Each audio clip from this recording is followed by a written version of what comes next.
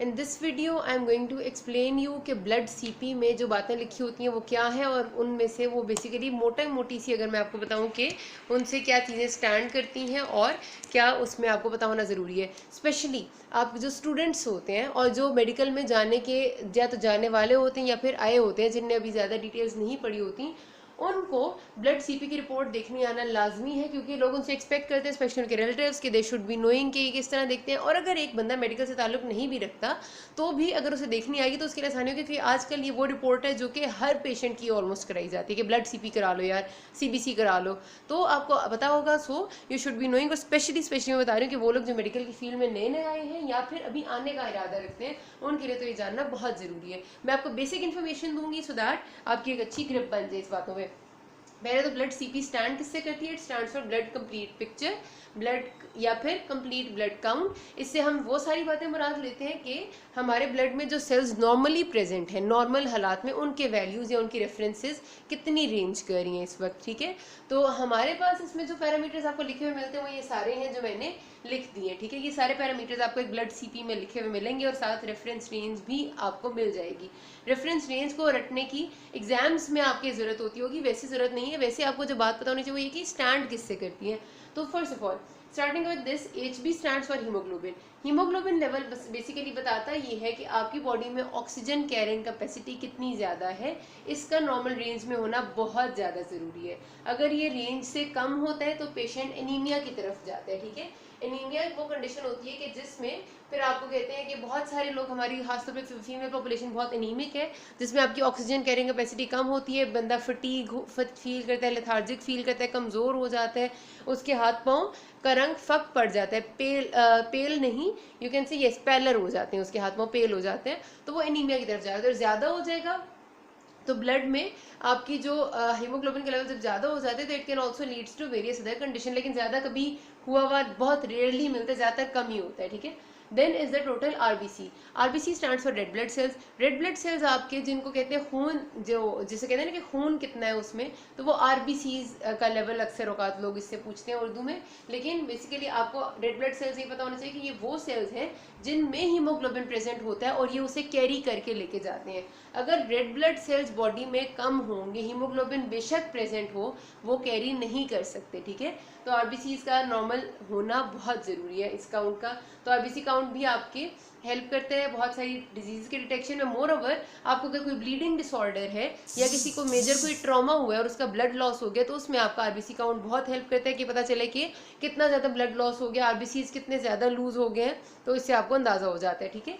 तो red blood cell count आपको बताएगा इस बारे में। फिर आते हैं HCT, it stands for haematocrit. Haematocrit से मुराद होती है कि आपका ब्लड में एक पूरा जो ब्लड है उसमें आरबीसीज की परसेंटेज कितनी है, ठीक है। ये परसेंटेज फॉर्म में बताता है कि पैक्ड सेल वॉल्यूम, यानी अगर मैं इतना एक पूरा, समझ लें एक पूरा जार है मेरे पास, एक जग है, इसको मैं पूरा ऊपर तक पानी से भर दूं और इसमें फिर सिक्के डाल दूं, ठीक है, कॉइन्स डालूं सीधी फॉर्म में, तो वो कॉइन से वैसे स्टैक होके सारे इस पे मैं खड़े करूंगी, तो मैं ये देखूंगी कि इस सारे जार का जितना वॉल्यूम है उसमें से कितना परसेंट वॉल्यूम मेरे इन स्टैक्ड कॉइन्स ने या सिक्कों ने लिया हुआ है। तो अगर हम ये करें कि हम इस जार को पूरा ब्लड कंसिडर करें पूरी बॉडी का, और हम ये देखें कि एक स्टैक या पैक्ड आरबीसीज ने कितना वॉल्यूम ऑक्यूपाई किया हुआ है, तो वो हमारा HCT बताते हैं। अगर वॉल्यूम ज्यादा ऑक्यूपाई किया होगा आरबीसीज ने, तो मतलब ये कि मतलब अगर हीमेटोक्रिट ज्यादा हो जाएगा तो मतलब ये होगा कि ब्लड वॉल्यूम या तो कम है, क्योंकि आरबीसीज ने वॉल्यूम ज्यादा ऑक्यूपाई कर लिया है। आरबीसी काउंट नॉर्मल है, ठीक है, आरबीसी काउंट नॉर्मल है, तो मतलब है कि आरबीसीज वैसे नॉर्मली ज्यादा वॉल्यूम नहीं ऑक्यूपाई कर सकते। इसका मतलब ये है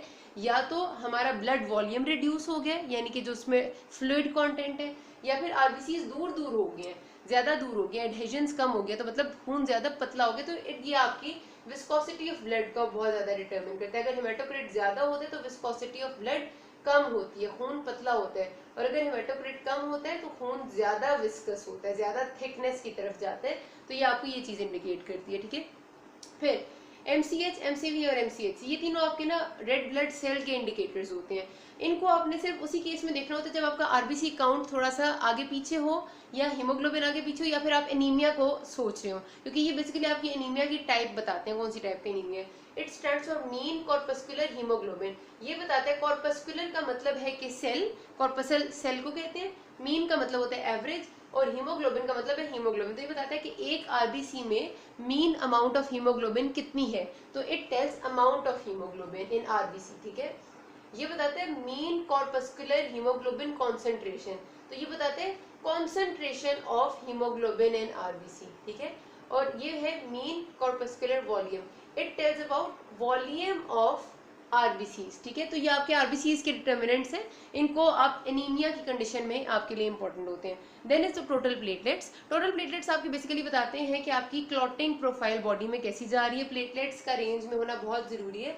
अगर ये रेंज में से जो इनकी नॉर्मल रेंज है उसमें अगर ये हायर साइड पे भी जा रहे होते हैं, यानी कि हाई साइड वाली रेंज पे जा रहे होते हैं, तो इसका मतलब हम ये सस्पेक्ट करते हैं कि पेशेंट में क्लॉटिंग का एपिसोड ज्यादा होने का खतरा है। फिर एंटी क्लॉटिंग ड्रग देते हैं, ठीक है। ये अगर जरूरत से ज्यादा होंगे तो क्लॉट्स ब्लड में बनने लग जाते हैं। और अगर ये कम होंगे तो बॉडी में ब्लीडिंग स्टार्ट हो जाती है। आपका खून अगर नॉर्मल जख्म से भी किसी का होगा तो वो खून नहीं रुकेगा, देर से रुकेगा। जब भी खून रुकना होता है तो उसके लिए क्लॉट बनना होता है। अगर प्लेटलेट्स कम होंगे तो क्लॉट नहीं बनेगा, ब्लीडिंग ज्यादा हो जाएगी बॉडी में, ठीक है। इसलिए ये भी बहुत इंपॉर्टेंट है। फिर आगे टोटल डब्ल्यूबीसीज। WBC stands for white blood cells. White blood cells are your agent of defence, your immunity of body. अगर इनका सेल काउंट नॉर्मल में नहीं है तो यकीनी तौर पे कोई इन्फेक्शन है। ज्यादा होगा तो बैक्टीरियल है, कम होगा तो वायरल है। इन जनरल चेंजेस आ सकते हैं। ये जो सारे हैं ना डब्ल्यूबीसीज को हम टीएलसी के नाम से भी जानते हैं, टोटल ल्यूकोसाइट काउंट। ल्यूकोसाइट डब्ल्यूबीसीज का दूसरा नाम है और टीएलसी में हम बताते हैं कि टोटल डब्ल्यूबीसीज कितने हैं, टोटल ल्यूकोसाइट काउंट कितना है, ठीक है। उसके अलावा एक और लफ्ज होता है विच इज डीएलसी।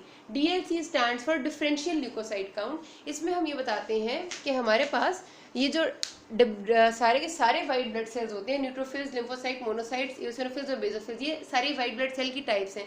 ये अलग अलग से कितने हैं तो उसको हम डिफरेंशियल ल्यूकोसाइट काउंट कहते हैं। अलग अलग से भी इनकी वैल्यूज सबकी बहुत अपनी जगह इंपॉर्टेंट है।